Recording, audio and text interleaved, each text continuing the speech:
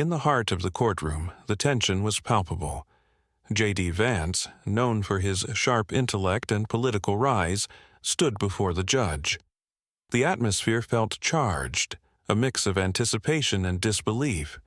What was about to happen would go down in history as one of the most unexpected moments in a public figure's defense.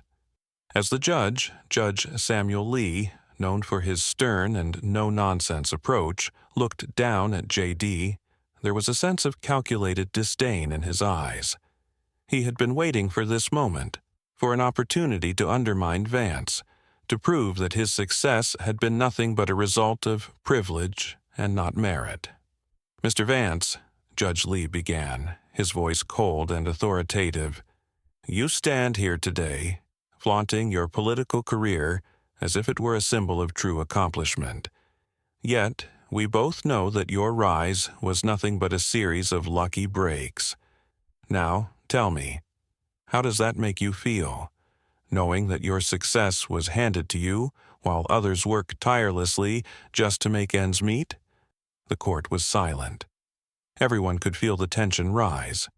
The judge's words were carefully crafted, meant to humiliate, to put Vance on the spot in front of the entire courtroom. It was a direct attack, not just on his career but on his character. JD Vance, however, remained calm. He didn't flinch, he didn't show anger. Instead, he gave a slight, almost imperceptible smile before standing tall, his posture unwavering. The audience, many of whom had expected him to react defensively, now sat on the edge of their seats, waiting to see what would happen next. Vance leaned forward slightly, his voice steady but resolute, cutting through the silence. "Your Honor," he said, "let me make one thing clear. I didn't get here by luck.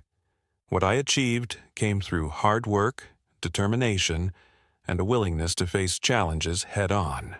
He paused, locking eyes with the judge, and then continued with a level of conviction that stunned the courtroom. "And I'll prove it." The court was silent once again, but this time there was a sense of anticipation in the air. What J.D. Vance did next would not only surprise the judge, but also leave everyone in the courtroom completely stunned. The tension in the courtroom was almost unbearable. All eyes were on J.D. Vance, who had just made a bold declaration, challenging the judge's attempt to belittle him.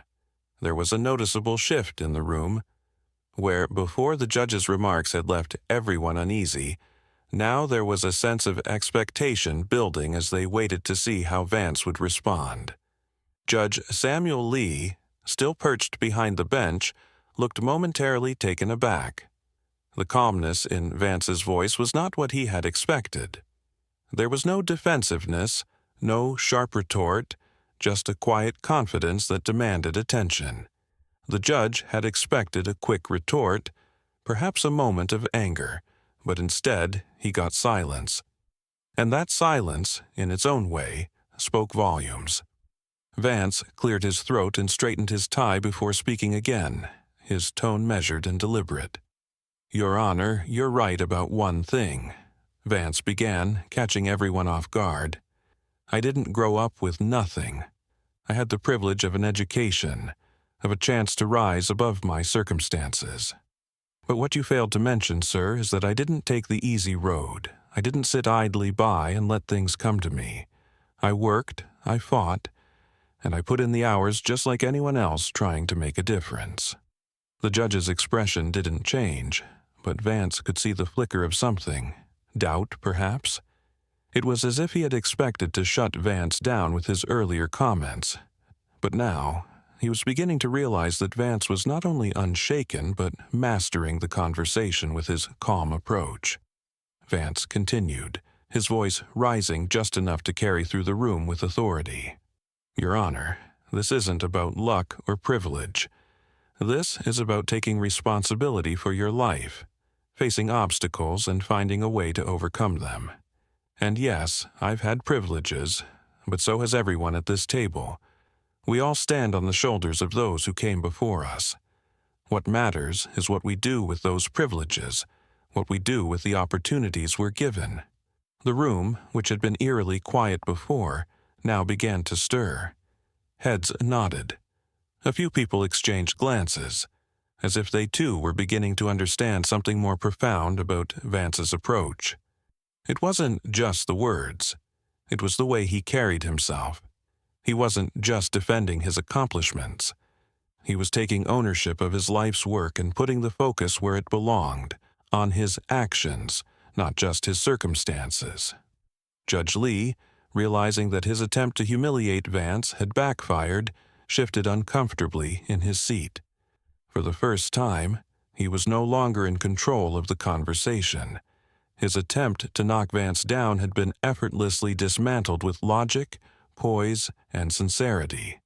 Vance took a step forward, locking eyes with the judge. "I don't expect you to agree with me, Your Honor. I don't expect anyone to agree with everything I've done.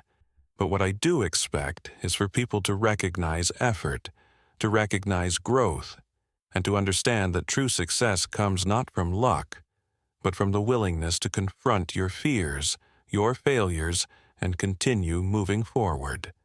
That's the reality." The courtroom was silent once more, but this time there was a feeling of respect in the air. It was as if, for a brief moment, everyone had put aside their judgments and instead were forced to acknowledge the strength of Vance's words. Judge Lee, who had initially tried to use his position to belittle Vance, now found himself unable to respond. The silence that followed wasn't one of discomfort. It was one of defeat. Vance had won this round without ever raising his voice, without ever getting defensive. He had simply shown up and spoken with undeniable clarity and conviction. The atmosphere in the courtroom had completely shifted.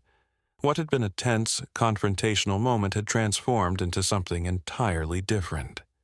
The silence that had followed JD Vance's calm, assured defense was thick, an air of disbelief mixed with respect. Judge Samuel Lee, clearly uncomfortable with the turn the conversation had taken, sat back in his chair. For the first time in the session, he seemed to lack an immediate rebuttal, his usual sharp demeanor now replaced by a subtle hesitation. Vance had not only defended himself, but in doing so he had flipped the narrative.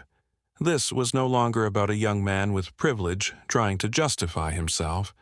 It had become a conversation about the very nature of personal responsibility, growth, and merit. The judge opened his mouth to speak, but his words faltered. He paused for a moment, then cleared his throat. "Mr. Vance," he began, his tone more measured now, "you make an interesting point.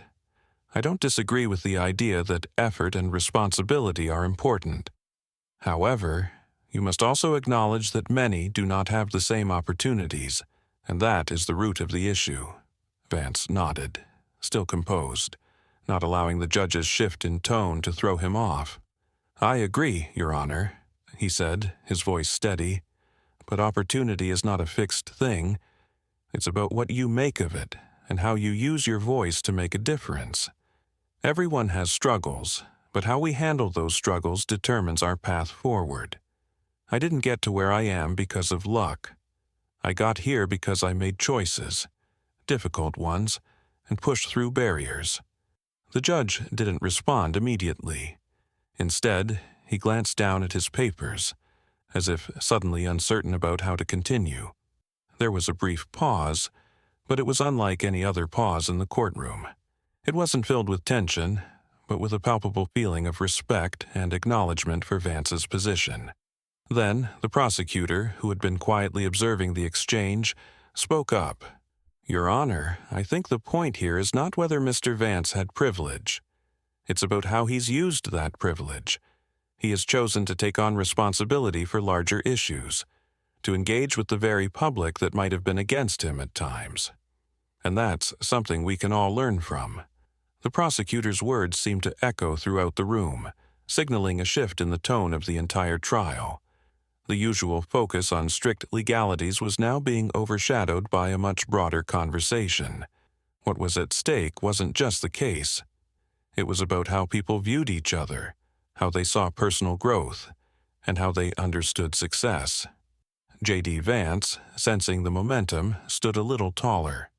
"I'm not perfect, Your Honor," he said, his voice carrying an unmistakable sincerity that filled the courtroom. "But I'm not afraid to stand up for what I believe is right, and that means embracing the responsibility that comes with my position. I can only hope that others, regardless of their background or their circumstances, can find the courage to do the same." The room was still again, but this time it wasn't a heavy silence. It was an awe-filled quiet as Vance's words settled in. People in the courtroom began to realize that this wasn't just a trial. It was a moment of clarity, a turning point for JD Vance, and perhaps for the entire room. The judge, who had tried to intimidate him with words, now found himself in a reflective silence, as if reconsidering the judgment he had intended to deliver. The impact of what had just occurred would resonate far beyond this courtroom. The way JD Vance had turned the tables, not through anger or confrontation but through calm, reasoned defense, was a lesson that few could ignore. He had not only held his ground, he had transformed the situation. This moment, for all its subtlety, had shown the world something truly powerful, that real strength often lies in grace under pressure and the ability to turn mockery into respect with nothing more than words. As the courtroom began to settle, the air was thick with the realization of what had just transpired. Judge Samuel Lee sat in his seat, his expression a mix of contemplation and professional restraint. His earlier attempt to humiliate JD Vance had backfired, not because Vance had responded with a forceful attack, but because he had used calmness and reason to completely disarm the judge's critique. There was no immediate rush to continue the proceedings. The judge seemed deep in thought, and Vance, though still standing, did not push for a response. He had said what needed to be said. Now, the ball was in the judge's court. The usual back-and-forth courtroom dynamics were on hold, replaced by an unexpected moment of reflection. Even the other figures in the room, lawyers, reporters, and spectators, were momentarily caught in the gravity of what had occurred. The conversation had changed course. This wasn't just about law and policy anymore. This was about how individuals, even in the most adversarial settings, could handle pressure with integrity and humility. Finally, after what felt like an eternity of silence, Judge Lee spoke. He cleared his throat, adjusted his glasses, and then turned his attention back to Vance. "Mr. Vance," he said, his voice calmer now, "I believe I misjudged the situation. Perhaps, in my attempt to test your character, I overlooked the substance of your argument. I can see now that you approach things with a different perspective, one that we might all benefit from considering." The room was stunned, not by any dramatic outburst, but by the fact that the judge had, in his own way, acknowledged the shift in dynamics. He had not only admitted his own misstep, but had done so in a manner that showed respect for Vance and his approach to the matter. Vance nodded slightly, acknowledging the judge's shift without being self-congratulatory. "Thank you, Your Honor," he said simply, his voice steady and composed. "At the end of the day, we're all here to find the truth, and the truth is that we all have the power to choose how we respond to challenges, no matter how difficult or uncomfortable." For a moment there was a quiet appreciation for the exchange. It wasn't about who won or lost. It wasn't about who had the sharper argument. It was about how the situation had unfolded in a way that none of the parties had anticipated. As the session continued, there was a subtle shift in the energy of the room. The lawyers who had previously been focused on the case at hand began to view JD Vance with a renewed sense of respect. They saw him not just as a political figure or a high-profile individual, but as someone who had earned their respect through the way he handled the pressure, the tension, and the mockery. Even the spectators who had initially come to watch a simple legal proceeding were now captivated by something far more profound than any legal maneuver. They had witnessed someone turn adversity into opportunity, using a calm and collected defense to challenge their perceptions of not only Vance, but of how conversations and disagreements should be handled in the world at large. In the days that followed, the incident was widely discussed, not just in legal circles but in media outlets, on social media, and in casual conversations. The narrative was no longer focused on the trial itself, but on the power of character, integrity, and perspective. Vance had shown the world that sometimes the strongest response is not the loudest one, but the calmest one. The courtroom, where moments of confrontation usually define the outcome, had instead become a place for reflection on the true nature of strength and leadership. For JD Vance, this was not just a defense against personal mockery. It was a reminder to the world that how you handle challenges can speak louder than the challenges themselves. In the weeks following the courtroom incident, JD Vance found himself at the center of an unexpected transformation. What had begun as a typical legal battle quickly shifted into a public lesson in humility, grace under pressure, and the power of calm conviction. The defense he had offered that day, the way he had responded thoughtfully rather than aggressively, became a defining moment in his public life. The media, initially skeptical about his approach, began to reframe their coverage. Headlines that would have once focused on his political views or his controversial stances were now filled with praise for his ability to handle adversity with dignity. Articles and op-eds from respected commentators reflected on how Vance had set an example for other public figures, showing that it was possible to engage with criticism constructively, rather than falling into the trap of anger or defensive posturing. It wasn't just about the courtroom incident anymore. Vance had unknowingly become a symbol for a different kind of leadership, one that valued listening as much as it did speaking, and one that prioritized personal integrity over public spectacle. As the weeks passed, Vance noticed subtle but important shifts in how people treated him. At events, he was now approached by a wider range of individuals, including those who might have previously been hostile to his views. Instead of the usual barrage of questions or criticisms, there were genuine inquiries about his approach to public discourse, leadership, and how he had handled that courtroom moment. One notable interaction stood out. At a public gathering, a young woman approached him after his speech, her eyes bright with curiosity. "Mr. Vance, I've seen your work on television and read your book, but I never expected you to be so calm in that courtroom. What made you respond the way you did?" Vance smiled softly, not brushing off the question but taking a moment to reflect. "I think the key was realizing that how we respond to criticism says more about us than the criticism itself. I could have fought back, I could have been defensive, but I realized that the best way to handle those situations is with humility. You don't have to win every argument. Sometimes the best response is to simply be present, be real, and speak with integrity." Her face softened, and she nodded in understanding. "That's powerful. I think more leaders need to hear that." It was in those moments, small, everyday exchanges, that Vance truly began to see the ripple effect of his defense in the courtroom.